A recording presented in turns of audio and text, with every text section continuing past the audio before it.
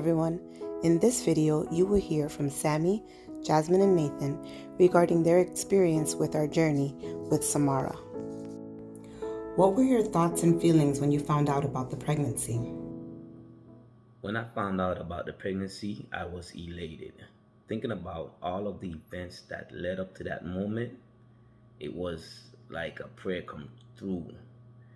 Um, After our miscarriage last year, we've been trying and nothing. And we start to pray about the situation, and we was like, look, just let God deal with it. Just let it come.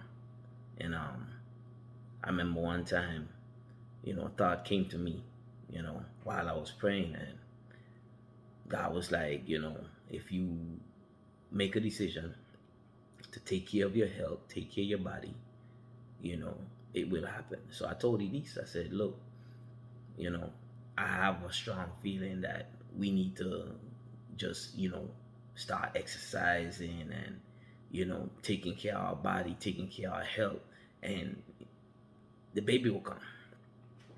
So it so happened the same week that we decided, you know what, this is the week. Let's go on this master cleanse and, start to exercise and all of that. And that same week was when we found out that we were pregnant. So that was amazing. It was like so amazing to see how God lined all of that up.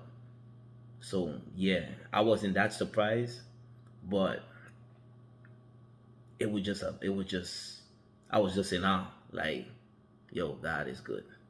When I found out about the pregnancy, I was really excited and anxious because I knew that I would have another best friend other than Nathan in the house, and I would actually get to experience her growing up and becoming a toddler, a child, a teenager. I'll get to experience all of that as her big sister. First found out about Samara and about my mother being pregnant, I was very excited, and I was happy that I was gonna get a new sibling. So that was that was a good thing, and I praised God for that. How did you feel when you heard about Samara's diagnosis? When I found out about Samara's diagnosis, I was devastated. I was distraught. I was angry. I was confused, wondering why would God line everything up so perfectly for Samara and then allow this to happen. What was even more confusing was the miscarriage last year. The baby's diagnosis were very similar, but when he died, that was early on in the pregnancy. It was easy to say, you know what, it wasn't God's will, it wasn't God's timing, and the baby has problems anyway. Fast forward another year, waiting and hoping and praying for another baby, and now the situation happened again. So I was when I got that phone call, from Elise crying, and it broke my heart. It really broke my heart. But you know what? I had to be strong for my family. So I kept a lot of the negative feelings, the pain inside.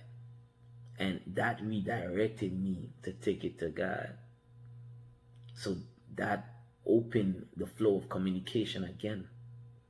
And I began to regain my confidence, my faith in Him. And eventually, the negative feelings that I kept pent up inside began to dissipate. That is what kept me going and allowed me to be strong for my family and allowed them to see confidence in the situation and allowed them to continue to trust, continue to hold on to that. A lot of people ask, how do we do it? How do we keep it together? It's not us. It's the Most High all the way. I heard about Samara's diagnosis. It was kind of scary, but I prayed about it every night and every day, and I tried not to stress about it too much because I knew that God would take care of it for the best. Because he usually does when you pray about something a lot. So when I first found out about Samara's diagnosis, I was sad, kind of heartbroken, because it wasn't what I was hoping and praying for. We got a sick, well, not sick, but a child that wouldn't be as normal as others. She would be diverse, but that's okay. So I had kind of a split reaction, um, but in the end, it's all working out together. How did you feel throughout the pregnancy? During the pregnancy, my time was very challenging. There would be a lot of questions that would arise in my head and doubts that would surface. For example, would Samara even make it? And if she does, what would she be like? Did we even make the right decision in continuing with the pregnancy? All of these questions and more would arise daily, causing doubt, causing fear. We decided to hold on to our faith and continue. And we knew that we made the right decision in doing so. But all I was left to do now is trust God. That was challenging in itself, especially early on because everything had just surfaced. But you know what? As time progressed and as we watched Samara grow and defy all the odds that were against her, that is what gave us the strength to continue trusting and believing. That is what gave us the strength to stand firm. My feelings during the pregnancy it was a really rough pregnancy for Ma. And my feelings were like, okay, Ma's having all these problems and high blood pressure, all these things. Is the baby gonna come out healthy? That's what my thoughts were during the pregnancy. Yeah, it was a really stressful summer for me. During the pregnancy, there was many tough times, days that were sad and days that were happy. Like during some days, there'd be crying and stuff like that. Other days there'd be happiness, and that it was all depending on how appointments went, and what the doctors would tell us was happening. Tell us about the day Samara was born. The day Samara was born was very intense. The hospital staff, let me tell you something about their staff. I mean, every specialty that you could think of, I can't even pronounce half of them. They came in that room in efforts to prepare us for the unknown or the worst. Because at that point, they didn't even know or they wasn't sure if she would live or not. So they asked us what level of intervention that we want them to apply just in case. So we looked at them, told them, you know what? God brought her this far. So we want the max. We want the maximum level of intervention. And if God allows it, then she would live. So fast forward to the time of birth. After she was birthed, she wasn't breathing on her own. So immediately, everybody come rushing in there, trying to intubate her, trying to revive her. I'm looking at Elise, She's crying. I'm looking at Samara. She's there on the table, turning pale. One nurse, she just shouting out numbers, and the doctors is just talking. I'm just looking at everybody in a scramble. I'm just sitting there in my head, just praying hard.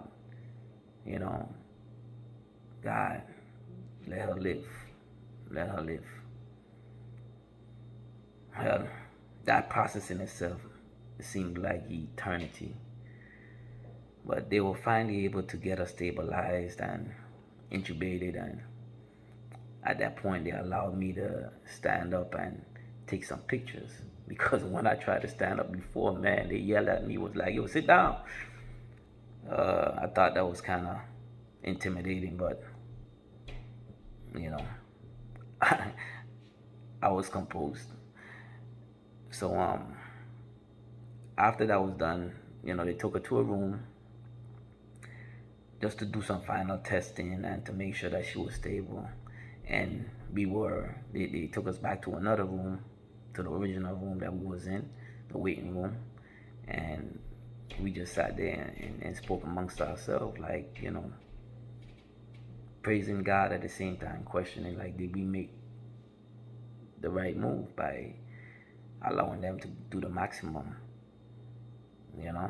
and just God reminded us that she is here for a reason. So we took confidence in that.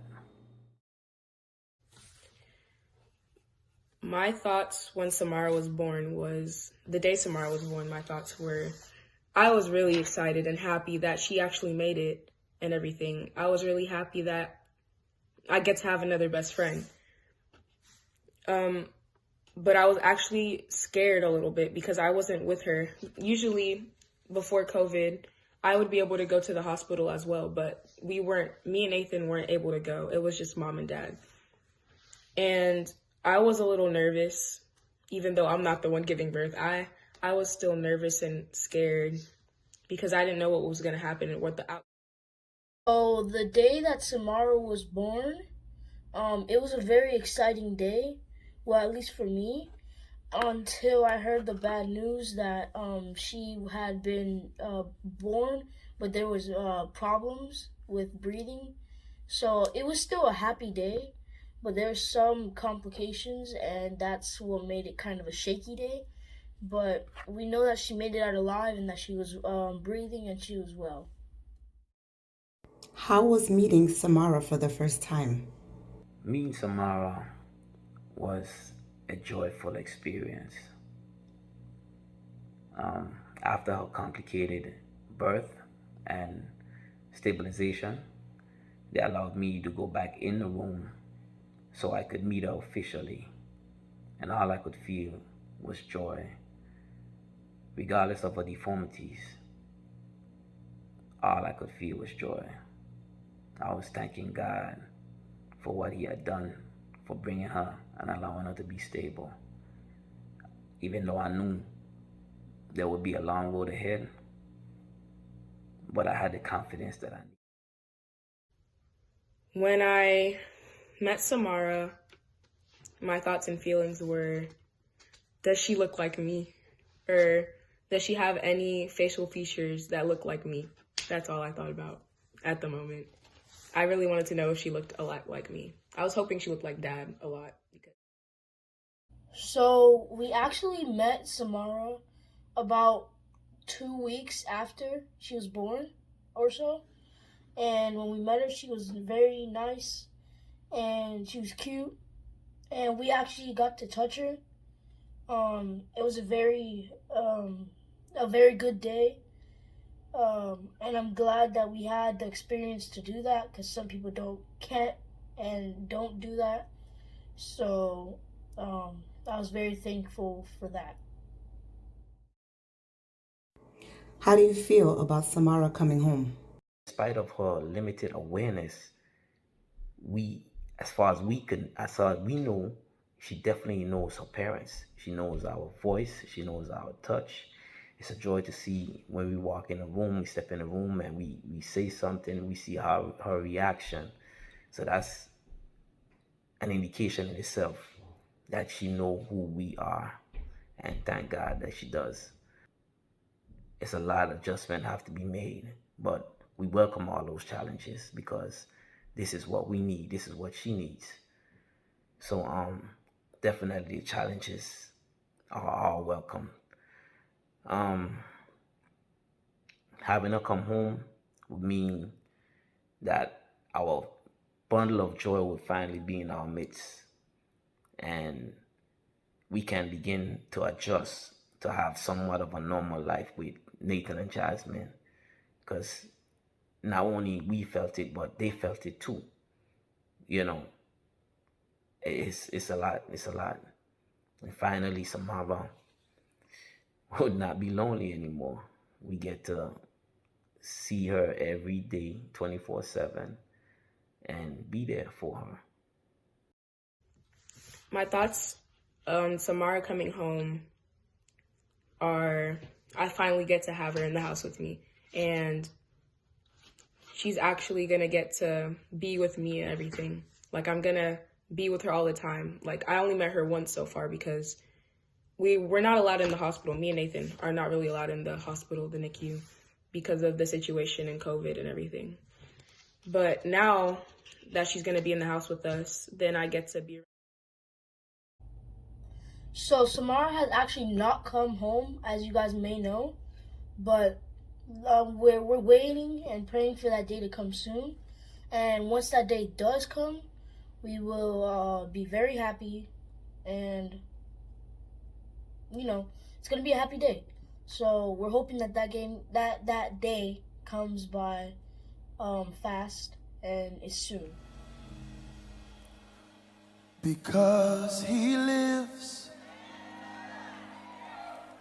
I can face tomorrow.